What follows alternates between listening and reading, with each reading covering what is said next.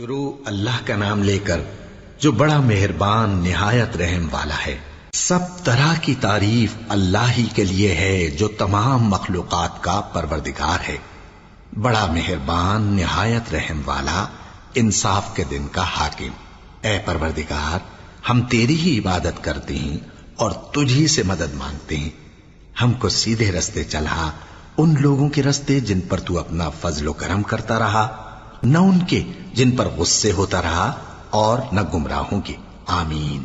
شروع اللہ کا نام لے کر جو بڑا مہربان نہایت رحم والا ہے۔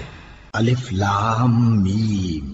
یہ کتاب یعنی قرآن مجید، اس میں کچھ شک نہیں کہ اللہ کا کلام ہے، پرہیزگاروں کے لیے رہنما ہے، جو غیب پر ایمان لاتے اور آداب کے ساتھ نماز پڑھتے اور جو کچھ ہم نے ان کو عطا فرمایا ہے اس میں سے خرچ کرتے ہیں، اور جو کتاب اے پیغمبر تم پر نازل ہوئی اور جو کتابیں تم سے پہلے پیغمبروں پر نازل ہوئیں سب پر ایمان لاتے اور آخرت کا یقین رکھتے ہیں۔ یہی لوگ اپنے پروردگار کی طرف سے آئی ہوئی ہدایت پر ہیں اور یہی لوگ کامیاب ہیں۔ جو لوگ کافر ہیں انہیں تم نصیحت کرو یا نہ کرو ان کے لیے برابر ہے، وہ ایمان نہیں لانے کے۔ اللہ نے ان کے دلوں اور کانوں پر مہر لگا رکھی ہے اور ان کی آنکھوں پر پردہ پڑا ہوا ہے اور ان کے لیے بڑا عذاب تیار ہے۔ اور بعض لوگ ایسے ہیں جو کہتے ہیں کہ ہم اللہ پر اور روز آخر پر ایمان رکھتے ہیں، حالانکہ وہ ایمان نہیں رکھتے۔ یہ اپنے خیال میں اللہ کو اور مومنوں کو دھوکہ دیتے ہیں، مگر حقیقت میں اپنے سوا کسی کو دھوکہ نہیں دیتے اور اس سے بے خبر ہیں۔ ان کے دلوں میں کفر کا مرض تھا، اللہ نے ان کا مرض اور زیادہ کر دیا اور ان کے جھوٹ بولنے کے سبب ان کو دکھ دینے والا عذاب ہوگا۔ اور جب ان سے کہا جاتا ہے کہ زمین میں فساد نہ ڈالو تو کہتے ہیں کہ ہم تو اصلاح کرنے والے ہیں۔ دیکھو یہ بلا شبہ مفسد ہیں لیکن خبر نہیں رکھتے۔ اور جب ان سے کہا جاتا ہے کہ جس طرح اور لوگ ایمان لے آئے تم بھی ایمان لے آؤ تو کہتے ہیں بھلا جس طرح بے وقوف ایمان لے آئے ہیں اسی طرح ہم بھی ایمان لے آئیں۔ سن لو کہ یہی بے وقوف ہیں لیکن نہیں جانتے۔ اور یہ لوگ جب مومنوں سے ملتے ہیں تو کہتے ہیں کہ ہم ایمان لے آئے ہیں، اور جب اپنے شیطانوں میں جاتے ہیں تو ان سے کہتے ہیں کہ ہم تمہارے ساتھ ہیں، اور مسلمانوں سے تو ہم ہنسی کیا کرتے ہیں۔ ان منافقوں سے اللہ ہنسی کرتا ہے اور انہیں مہلت دیا جاتا ہے کہ شرارت و سرکشی میں پڑے بہک رہے ہیں۔ یہ وہ لوگ ہیں جنہوں نے ہدایت چھوڑ کر گمراہی خریدی، تو نہ تو ان کی تجارت ہی نے کچھ نفع دیا اور نہ یہ ہدایت یاب ہی ہوئے۔ ان کی مثال اس شخص کی سی ہے جس نے شب تاریک میں آگ جلائی، جب آگ نے اس کے ارد گرد کی چیزیں روشن کی تو اللہ نے ان لوگوں کی روشنی زائل کر دی اور ان کو اندھیروں میں چھوڑ دیا کہ کچھ نہیں دیکھتے۔ یہ بہرے ہیں، گونگے ہیں، اندھے ہیں کہ کسی طرح سیدھے رستے کی طرف لوٹ ہی نہیں سکتے۔ یا ان کی مثال میں کسی ہے کہ آسمان سے برس رہا ہو اور اس میں اندھیرے پر اندھیرا چھا رہا ہو اور بادل گرج رہا ہو اور بجلی کوند رہی ہو، تو یہ کڑک سے ڈر کر موت کے خوف سے کانوں میں انگلیاں دے لے۔ اور اللہ کافروں کو ہر طرف سے گھیرے ہوئے ہے، قریب ہے کہ بجلی کی چمک ان کی آنکھوں کی بصارت کو اچک لے جائے۔ جب بجلی چمکتی اور ان پر روشنی ڈالتی ہے تو اس میں چل پڑتے ہیں، اور جب اندھیرا ہو جاتا ہے تو کھڑے کے کھڑے رہ جاتی ہیں۔ اور اگر اللہ چاہتا تو ان کے کانوں کی سنوائی اور آنکھوں کی بینائی دونوں کو زائل کر دیتا۔ بلا شبہ اللہ ہر چیز پر قادر ہے۔ لوگوں، اپنے پروردگار کی عبادت کرو جس نے تم کو اور تم سے پہلے لوگوں کو پیدا کیا تاکہ تم اس کے عذاب سے بچو، جس نے تمہارے لیے زمین کو بچھونا اور آسمان کو چھت بنایا، اور آسمان سے مے برسا کر تمہارے کھانے کے لیے انواع و اقسام کے میوے پیدا کیے۔ بس کسی کو اللہ کا ہمسر نہ بناؤ، اور تم جانتے تو ہو۔ اور اگر تم کو اس کتاب میں جو ہم نے اپنے بندے پر نازل فرمائی ہے کچھ شک ہو تو اسی طرح کی ایک صورت تم بھی بنا لاؤ، اور اللہ کے سوا جو تمہارے مددگار ہوں ان کو بھی بلا لو اگر تم سچے ہو۔ پھر اگر ایسا نہ کر سکو اور ہرگز نہیں کر سکو گے تو اس آگ سے ڈرو جس کا ایندھن آدمی اور پتھر ہوں گے اور جو کافروں کے لیے تیار کی گئی ہے۔ اور جو لوگ ایمان لائے اور نیک عمل کرتے رہے ان کو خوشخبری سنا دو کہ ان کے لیے نعمت کے باغ ہیں جن کے نیچے نہریں بہہ رہی ہیں۔ جب انہیں ان میں سے کسی قسم کا میوہ کھانے کو دیا جائے گا تو کہیں گے یہ تو وہی ہے جو ہم کو پہلے دیا گیا تھا، اور ان کو ایک دوسرے کے ہم شکل میوے دیے جائیں گے، اور وہاں ان کے لیے پاک بیویاں ہوں گی اور وہ بہشتوں میں ہمیشہ رہیں گے۔ اللہ اس بات سے آر نہیں کرتا کہ مچھر یا اس سے بڑھ کر کسی چیز مثلاً مکھی مکڑی وغیرہ کی مثال بیان فرمائے۔ اب جو مومن ہیں وہ یقین کرتے ہیں کہ وہ ان کے پروردگار کی طرف سے سچ ہے، اور جو کافر ہیں وہ کہتے ہیں کہ اس مثال سے اللہ کی مراد ہی کیا ہے۔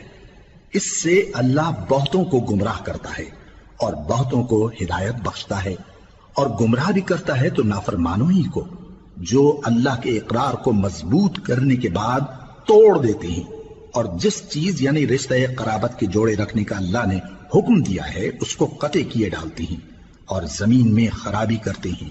یہی لوگ نقصان اٹھانے والے ہیں۔ کافرو، تم اللہ سے کیوں کر منکر ہو سکتے ہو؟ جس حال میں کہ تم بے جان تھے تو اس نے تم کو جان بخشی، پھر وہی تم کو مارتا ہے، پھر وہی تم کو زندہ کرے گا، پھر تم اسی کی طرف لوٹائے جاؤ گے۔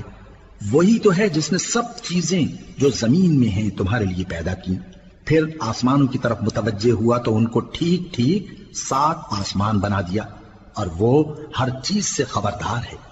اور وہ وقت یاد کرنے کے قابل ہے جب تمہارے پروردگار نے فرشتوں سے فرمایا کہ میں زمین میں اپنا نائب بنانے والا ہوں۔ انہوں نے کہا، کیا تو اس میں ایسے شخص کو نائب بنانا چاہتا ہے جو خرابیاں کرے اور کچھ تو خون کرتا پھرے؟ اور ہم تیری تعریف کے ساتھ تسبیح و تقدیس کرتے رہتے ہیں۔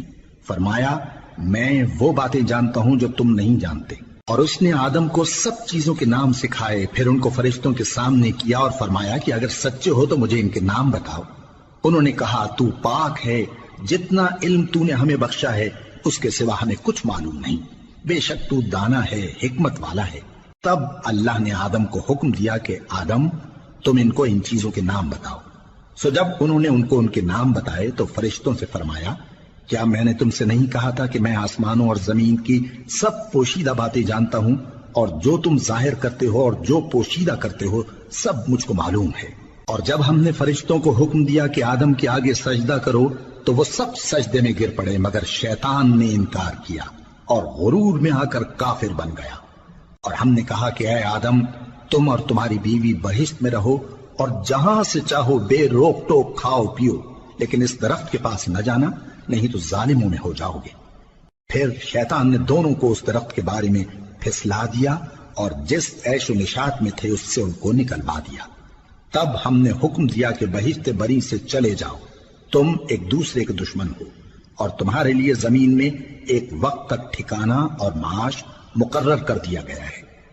پھر آدم نے اپنے پروردگار سے کچھ کلمات سیکھے اور معافی مانگی تو اس نے ان کا قصور معاف کر دیا۔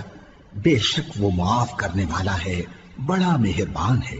ہم نے فرمایا کہ تم سب یہاں سے اتر جاؤ، جب تمہارے پاس میری طرف سے ہدایت پہنچے تو اس کی پیروی کرنا، کہ جنہوں نے میری ہدایت کی پیروی کی ان کو نہ کچھ خوف ہوگا اور نہ وہ غمناک ہوں گے، اور جنہوں نے اس کو قبول نہ کیا اور ہماری آیتوں کو جھٹلایا وہ دوزخ میں جانے والے ہیں اور وہ ہمیشہ اس میں رہیں گے۔